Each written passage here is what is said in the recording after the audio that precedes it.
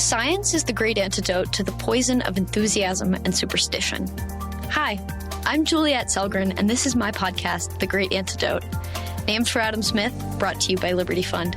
To learn more, visit www.adamsmithworks.org. Welcome back. It's January 16th, 2024, and for the past few months, all anyone seems to have been talking about is Killers of the Flower Moon and its recent movie. Today, we're not quite going to be talking about that specifically, just something I was thinking about, but it's somewhat related. We're going to be talking about the economics and the economic freedom of reservations. I'm excited to be welcoming Thomas Stratmann to the podcast to talk about this topic and his Reservation Economic Freedom Index. He is a distinguished university professor of economics and law at George Mason University, and I already mentioned that he's the one who created it. He's also affiliated with the Mercatus Center. Welcome. Thank you. Thanks so much for having me. It's great to be here. First, what is the most important thing that people my age or in my generation should know that we don't? Well, I would say you should know things will get much better than they are right now for you. So I would say, heads up, onwards and upwards, moving forward. And I'm saying that because, I didn't even quite realize it when I was in my teens or in my 20s. It's really tough to figure out what the social norms are, what is acceptable, or what your expectations can be upon others or should be upon yourself, what society kind of expects, so to speak. And all these things sort of create a little bit of confusion for younger people. At least they did for me, even though I didn't quite realize it. And so as time goes on, I feel more and more comfortable in my skin. And that's why I'm saying it. So things will get better. You'll feel more comfortable. You'll get even happier in the future than you are right now. Something I've been thinking a lot about and talking with some of my friends about is how uncertainty plays such a big role in economics and economic analysis and how we analyze the behavior of people and the economy and kind of any level of analysis. And I think this is kind of along the lines of what you're saying, where to kind of figure out, to become clear in this groups of people, it takes time. And so I don't know, would you agree with that? Yeah. And I think that's go ahead. Is it just knowing it that you think would make it easier to figure it out, or what are some practical things that help out with that maybe? So I think that's a great way of framing it.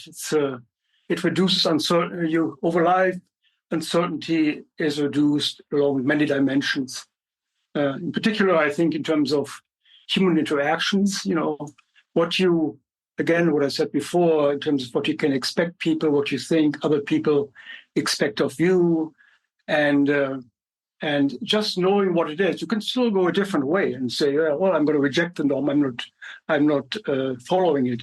But it's good to know what the norm is. And I think the way to do this is just interacting with a lot of humans, interacting with a lot of people, and that will give you a sense, because you learn this really by doing. You don't learn these kind of skills in terms of interacting with others by reading a book. You really have to be out there, and even if you are sort of introverted, try to push yourself to do this, because especially for introverts, it's tough to figure out exactly, how to interact with others. Yeah, and I was just thinking about this with respect to language learning. You can learn language in a classroom, and there are plenty of professors and teachers who are great at this. But what's really difficult is actually learning it in a classroom. It's not necessarily the most fast learning environment. That I didn't say that very well, but this advice works with almost everything, right? If we're talking about free speech and learning the truth, right? If we're talking about research, if we're just figuring out any sort of reality, I think that this is a universal piece of advice, which is so fantastic. So thank you. You're welcome. No, I totally agree with what you're saying. So we haven't quite talked about reservations on this podcast at all, except for maybe a mention here or there with respect to maybe environmental economics or the history of the land or stuff like that. Can you start by answering kind of this basic question of what reservations are and how they came to be? Well, when basically the Europeans came over to what is nowadays the United States, there were certainly lots of Native Americans here, and what happened over time is the Europeans sort of displaced the natives in many areas, and a bunch of wars happened, and lots of other things we potentially can talk about. But in the end, the federal government designated certain areas, which are called reservations, so they're geographical areas. These reservations or geographical areas are deemed to be sort of the homeland of a tribe. And the tribe is considered a sovereign nation. So while these are well-defined areas, which can be very small or can be very large, as big as, for example, Maine, there is something like that in Montana, while they can be, or should I say that? While they can be either large or small, it doesn't mean necessarily that the land on the reservation is owned by a tribe or owned by only Native Americans. Land is typically owned by both the tribe. Sometimes it is owned by Native Americans. Sometimes land are held in federal trust, and sometimes non-natives own the land. And that also happens quite often. It's just a geographic area over which the tribal government has some degree of jurisdiction. It's always fascinating to me how many different areas of study are possible within a lifetime and how specific they can get. And that people can even have many that are not necessarily connected. And how each individual ends up studying the things they do and being interested in these things. So can you give us some background, personal, if you're willing, about how you ended up on this topic? What led you to it initially? Okay. Well, I don't necessarily think it started with my childhood, but I was born in West Germany, and there is this famous German writer called Karl May who wrote lots of stories about American Indians, and it's all very romanticized. It's romanticized in terms of the good Indians and the bad Europeans, and the American Indians living a very harmonious life and in total sync with nature, so on and so forth. And when I started studying economics, with all the emphasis on rationality and the need of cooperation to prosper, so I was kind of starting to question some of these assumptions about the lives of Native Americans. And then when I started my first job at Montana State University in Bozeman, Montana, I got much closer to these issues because there are a bunch of reservations in Montana. And I was interested in studying the constitutions of tribes and learning how they interacted, how American Indians interacted with each other, what governed their social lives and economic lives. But it was kind of tough at the time. Because it was 20, 30 years ago when things were not really digitized. So I put it away and I picked this topic kind of back up later, about 10 years ago, when I found some sort of suitable data and had a better framework in mind to analyze the social or socioeconomic life of Native Americans. What is so, I guess, the thing that really invites complications into this, and something that you mentioned in your paper, is that the paper introducing the index and talking about it, is that it mentions at the beginning that the U.S. government recognizes reservations as sovereign nations. But as you said before, it's not necessarily that the ownership of the land is of the Native Americans. And recognition doesn't necessarily mean that they're not influenced by the U.S. or the U.S. policy. And we spend so much time thinking and talking about U.S. policy and the people of America. But what is the economic relationship between the U.S. and the reservations within? And when we talk about the well-being of the American economy, does that include reservations or not? Are they completely held separately in terms of how we measure them? Well, in terms of, when we compute per capita income in the United States, the income of Native Americans comes into this calculation, regardless of whether they reside on reservations or whether they do not reside on reservations. And the relationship between state governments, county governments, the federal governments, and the tribes on the reservations are, let's say, multifaceted, or maybe, I don't like the word, but it's kind of complicated in the sense of there's a lot of uncertainty who has jurisdiction over a certain over something. Like if a non-Indian commits a crime on the reservation, whose jurisdiction, who can charge the American, or can charge the non-native. And until recently, for example, tribes did not have the opportunity to charge that non-native for crimes, so they had to rely on the state coming in. And that's an issue in itself, because often reservations are very remote, and so the state trooper or whatever, state police, they may have to drive 2 hours to the crime scene, and by the time they arrive, much of the evidence is gone. But the problem runs actually even deeper in that, the Supreme Court in, I think it was 1931, they declared Native Americans to be the wards of the federal government. So, and the federal government had the role of taking care of American Indians until, and I quote here, until they become competent and capable.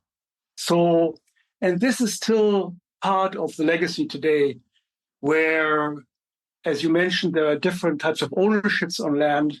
And one of the lands in there is American Indians' own trust land, their own land that is held in federal trust. So that means that the American Indian is the beneficial owner, but the legal owner is the United States. And so American Indians cannot use the land as collateral for bank loans. They cannot use it. They cannot sell it, for example. Whenever they want to do anything on the land, they have to ask the federal government, and specifically it is the Bureau of Indian Affairs, or the BIA, for permission to do any economic activity. So sort of the legacy of dependency is still baked into, or the legacy of making American Indians dependent, that's a better way of saying, is still baked into the institutions that we are having today. And when you're saying this, you're saying that these institutions still exist, that these things still happen, the Bureau still exists and everything, right?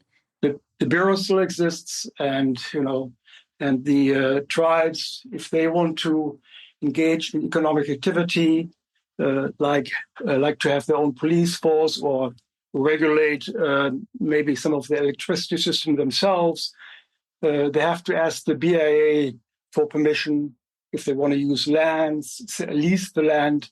For example, if you want to lease an allotted land that is in federal trust, again, you have to go to the Bureau of Indian Affairs and have to get their consent. And the Bureau of Indian Affairs is known for being not one of the most responsive agencies of all out there. There have been waiting times for several years until someone gets a response from them. Wow, it's the sort of thing you hear and you can barely even believe it because we live in America. What? And we spend so much time talking amongst ourselves about like freedom here or there, or welfare here or there, and yet we're kind of babying this entire group of people in a way, and it's not babying in a nice way. I don't know. It's really hard to believe, but I believe it. It's just shocking. Yeah. So before we get into kind of the realities, what does theory and what would just general economic thinking tell us about what that sort of relationship does to a person and what that means for an individual or for a community's economic standing? Well, one can think, I guess, about this relationship broadly in the framework of institutions. Institutions are the rules of the game created by humans, and if institutions are structured well, people will engage in productive behavior and unlock economic wealth. Now, the institutions right now on reservations are not structured on that, and it's because because the tribes essentially they're not really sovereign nations. They're not independent because the federal government makes them basically still essentially be a ward. So there on the reservations, there are not well-defined property rights because of lots of uncertainty that exists regarding the ownership of land. And also, of course, there's also uncertainty about their regulations. And some of these, of course, are also the tribe's own doing in terms of, if there's not sufficient transparency, if the tribes do not publish regulations or have regulations that generate barriers to entry so that people cannot participate in the market. Some of these things certainly can be also of the tribes doing. So what we want to have, just in terms of general economics, we want to have clearly defined property rights because they increase the certainty about economic activity, and by improving the certainty, we're going to have lower transaction costs. Transactions costs, are the cost of running the economic system, like the cost of negotiating and enforcing contracts. And these transaction costs are so high on reservations that economic activity doesn't happen. One example of that is the land in federal trust. So that is the land I mentioned where the native is the beneficial owner, but the federal government is the legal owner.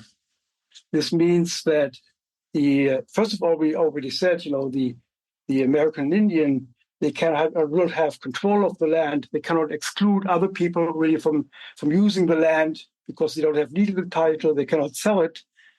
But even worse, over time, what happened due to the way these lands came into being, it is nowadays that the ownership of these lands is very fractionated, meaning that there are maybe 50 or 30 owners of an 80-acre plot of land, 50 or 80 American Indian owners, which have joint ownership, which means that everybody has to agree what to do with the land in order to employ the land.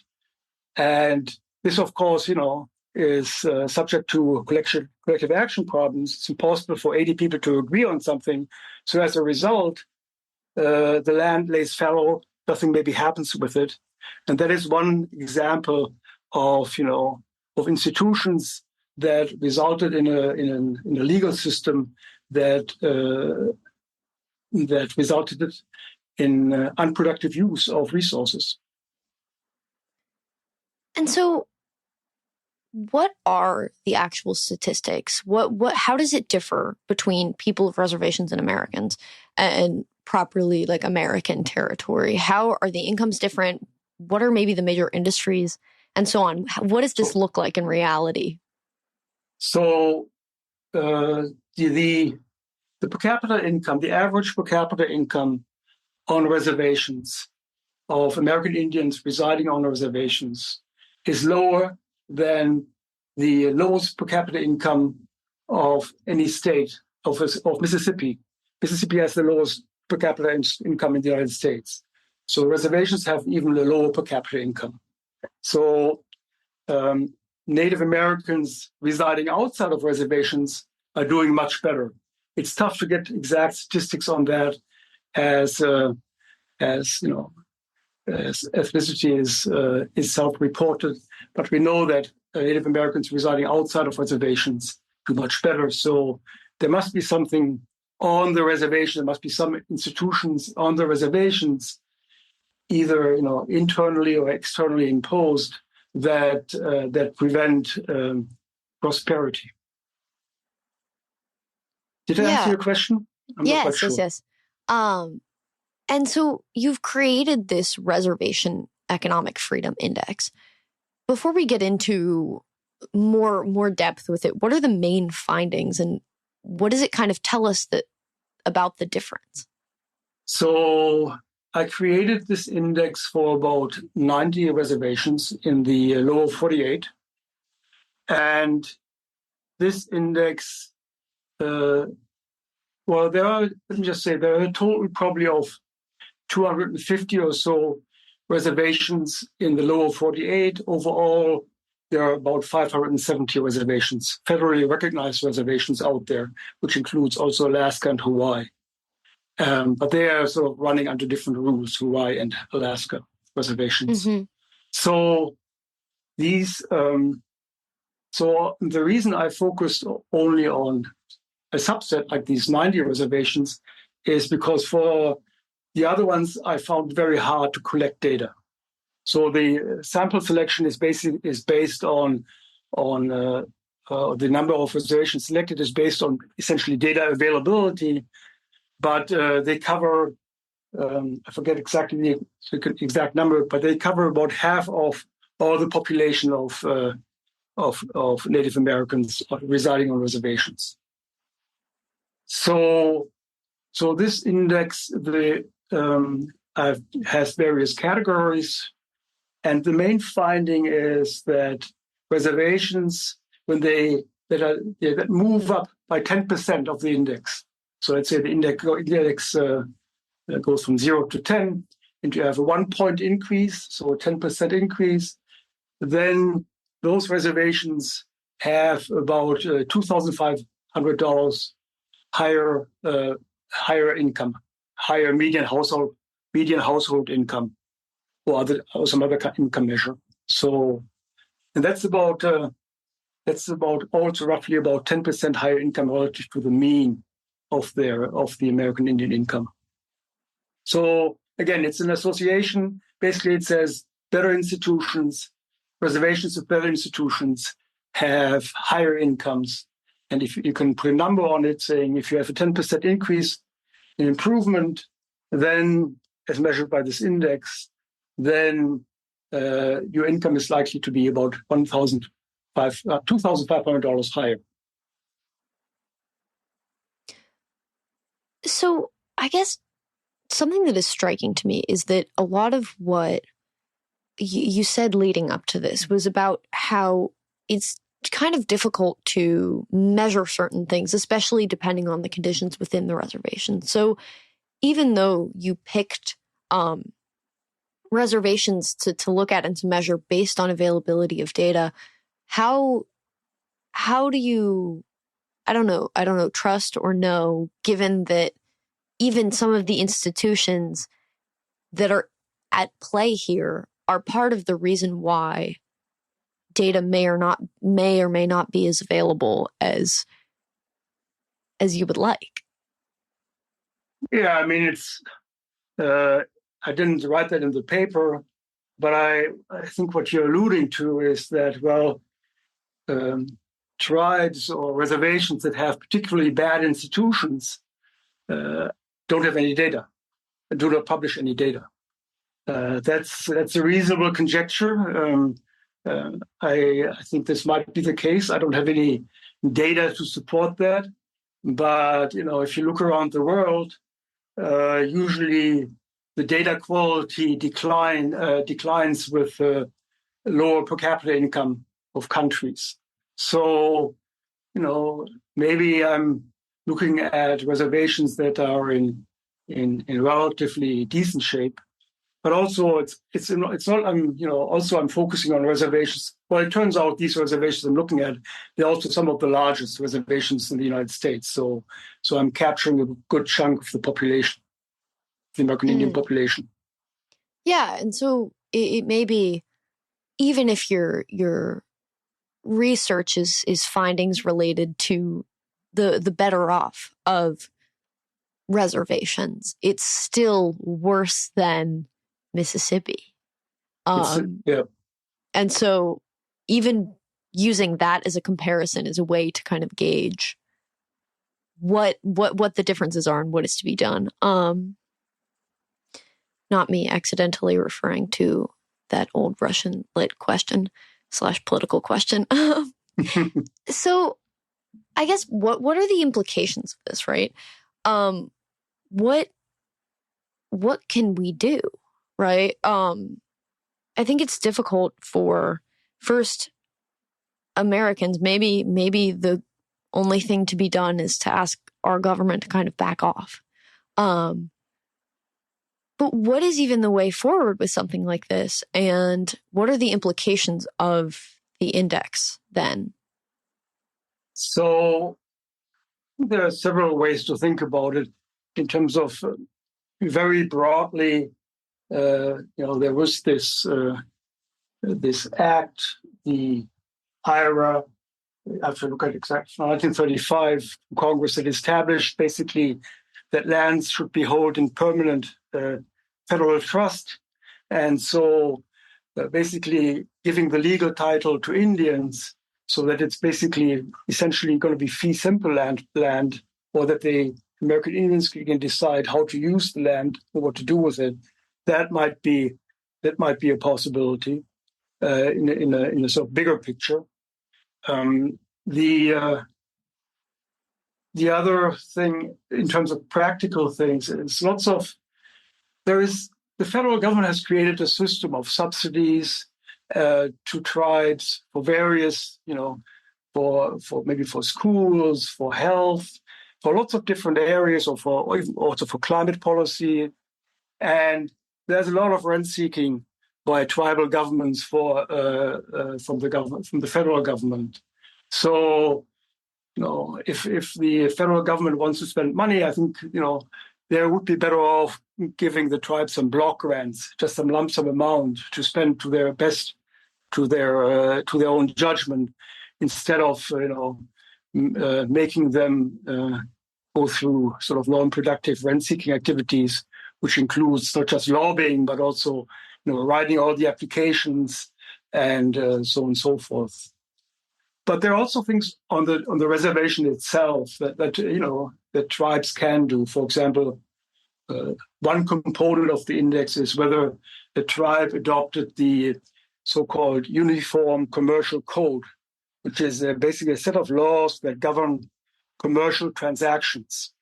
So once a tribe has adopted this Uniform Commercial Code, uncertainty in terms of conducting business or starting a business is going to be much lower, and so there's going to be more interest both by native and non-native entrepreneurs to start a business.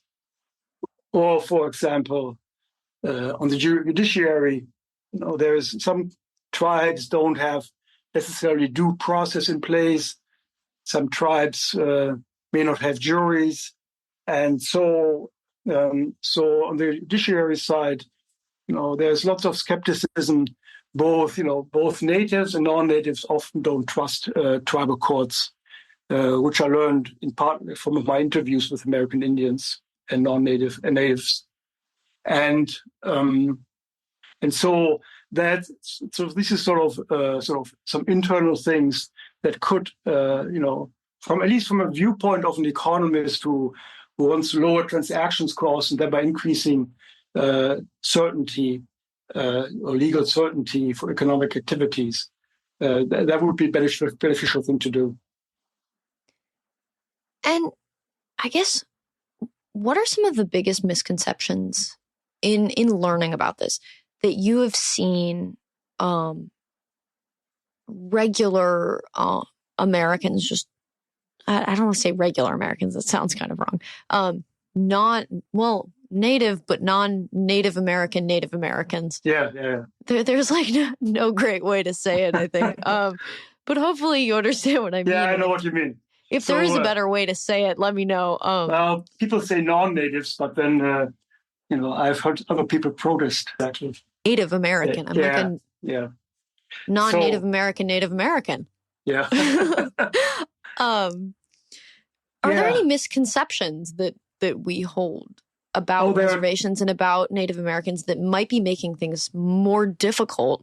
Obviously, this is in no way the biggest problem, right? Yeah. Or the biggest barrier, but even rectifying those could potentially lower transaction costs. Yeah, I think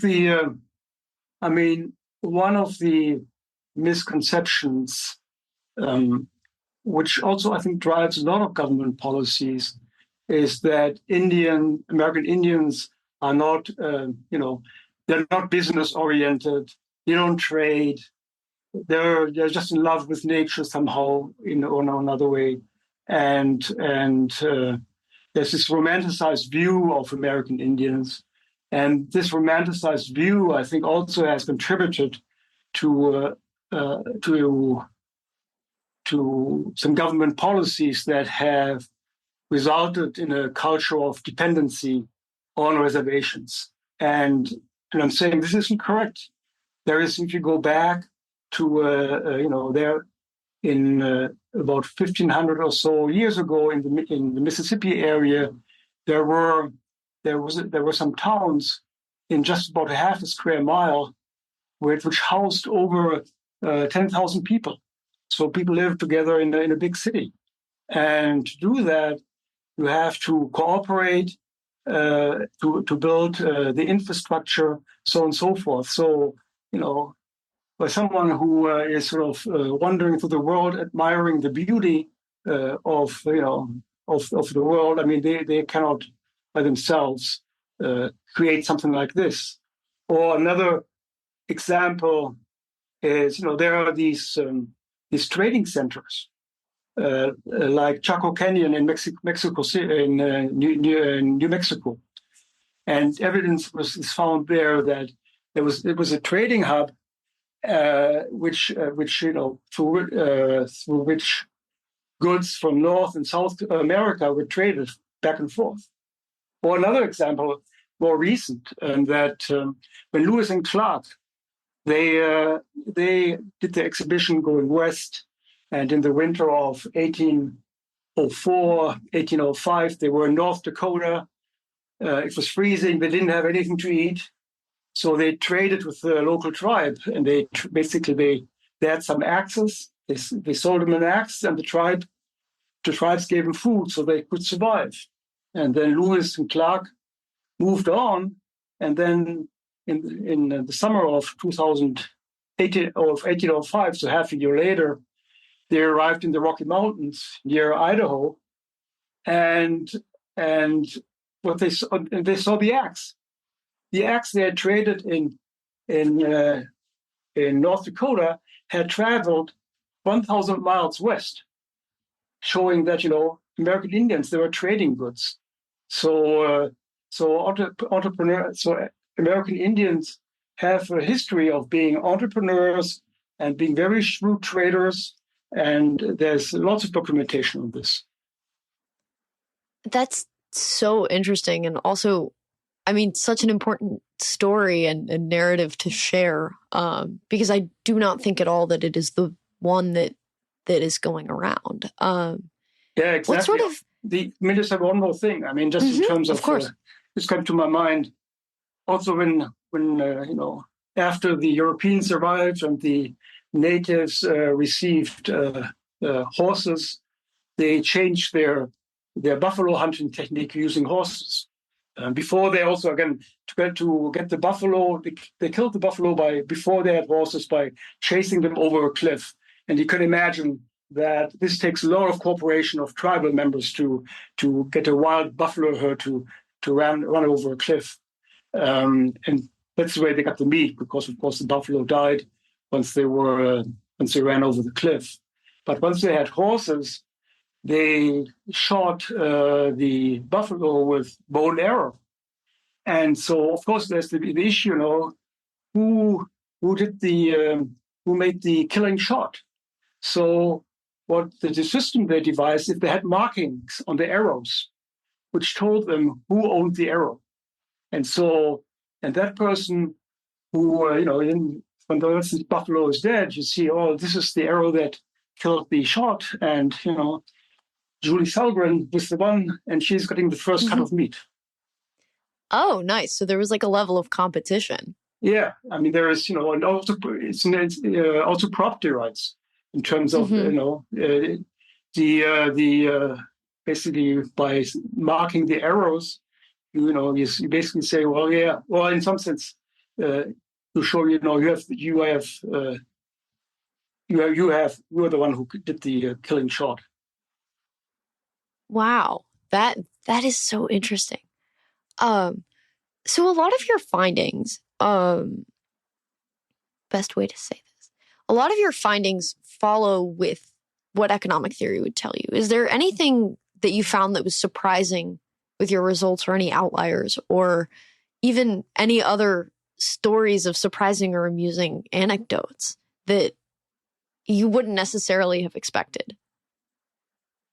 Well, I'm not sure if that. Well, one story I like, it's the late Coushatta tribal chairman. Coushatta's there in Oklahoma, Ernest Sickey. They called the bureaucratic mess there, and he calls it white tape as opposed to red tape.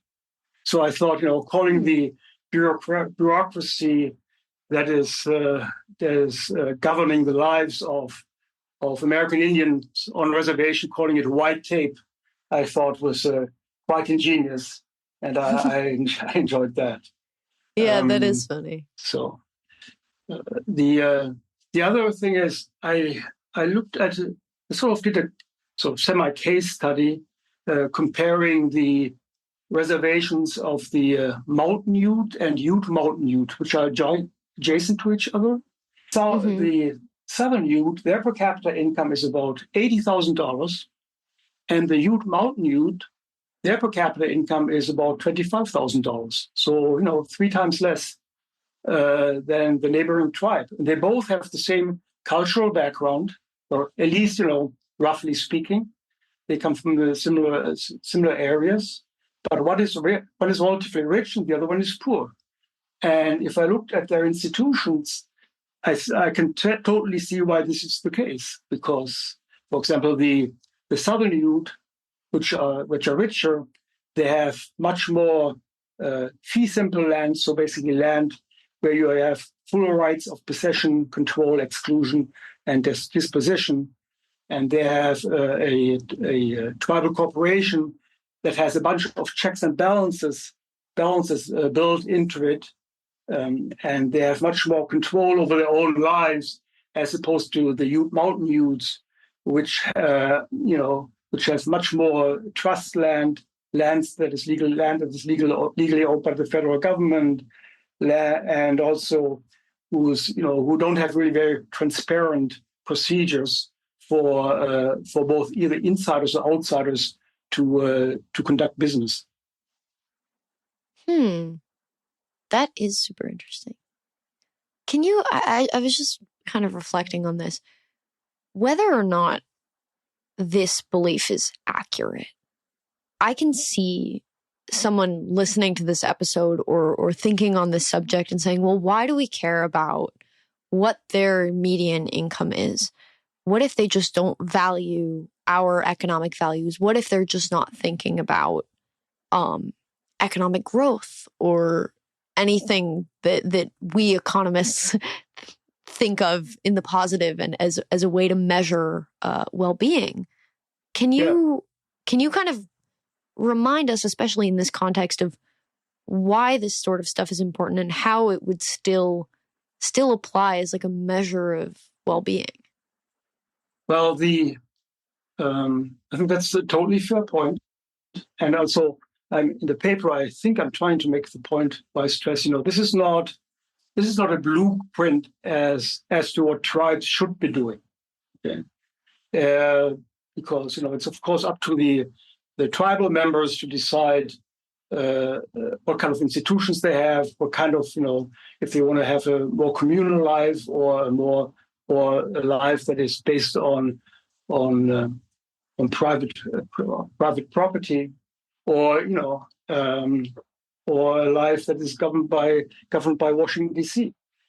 I think what this work shows is that if you choose a certain path, it's going to have consequences. If you're not transparent or don't have well-defined property rights, then you will probably have to pay a cost. And some people might not know what the cost is in terms of less welfare or lower prosperity. And it's really not. And it's really not that it's just income. I mean, I'm focusing on income over here, but what you will see is that reservations with lower income, they're going to have much more violence. They're going to have much more use of drugs, much higher addiction rates, and there are lots of sort of ills that are associated with lower income. So it's not just so getting rich, so to speak. It's also it's about the quality of life, and again, going back to the history of Native Americans, they used to prosper. They, in 1500, they were probably just about as well off as the Europeans pre-industrialization, and they had sophisticated networks, and so the point is to give them the chance to renew their economies, renew the indigenous economies, so they reflect their original values if they choose to do so. That is a brilliant response. Thank you so much for sharing your wisdom and your research with us on the podcast today. Thank you. I have one last question for you. Yeah. What is one thing that you believed at one time in your life that you later changed your position on, and why? Well, as I mentioned earlier, I grew up in West Germany, and in the mid-'80s, there was a big discussion of whether West Germany should install cruise missiles and Pershing IIs, another type of missile system in West Germany, an action favored by Ronald Reagan and the German government. And there was a huge protest movement against it. And I was kind of part of that protest movement. I helped organize some rallies in Bonn against these stationing of these missiles. So I had a sort of more pacifist streak, perhaps in me, and now I think this is something I probably I would definitely not do today, because it's important to because there are bad actors out there, so to speak. There are some bad actors out there that can threaten a nation's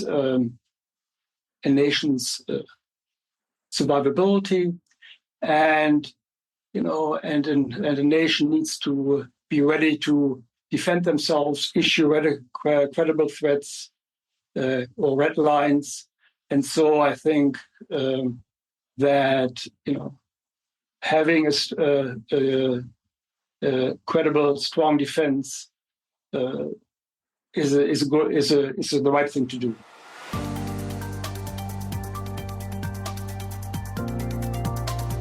Once again, I'd like to thank my guests for their time and insight.